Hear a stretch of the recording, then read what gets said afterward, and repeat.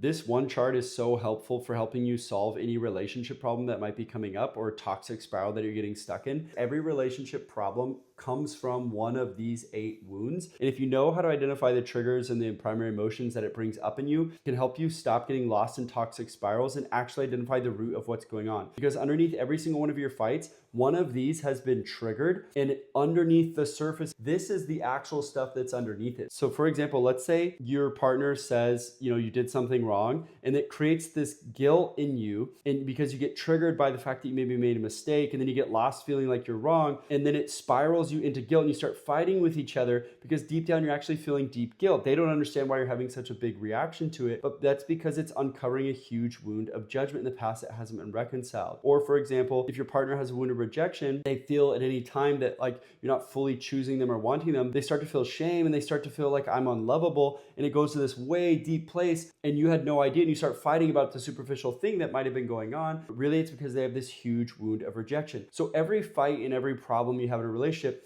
is traced back to one of these 8 wounds. If you know how to identify them, you can stop the cycle. And then because of that, you can start to create a relationship by doing your inner work where these things aren't there. So for example, a relationship where rejection is absent and allows you both partners to embrace their vulnerabilities and feel loved even for the parts of themselves they once viewed as unlovable. You have a healthy relationship, you're able to let go of these rejection wounds, you're able to move through them.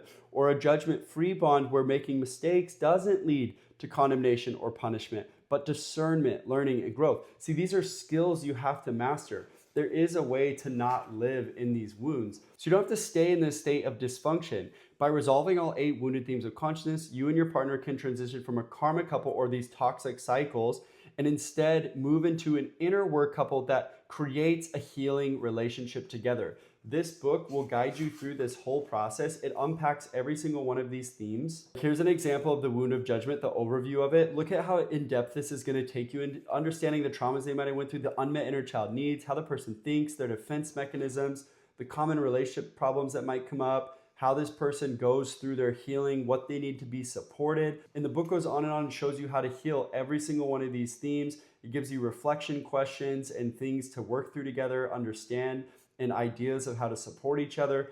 It's so helpful, and it will seriously help you heal anything that could be coming up in your relationship. It's the inner work of relationships. It's an invitation to heal your inner child and create a conscious relationship together.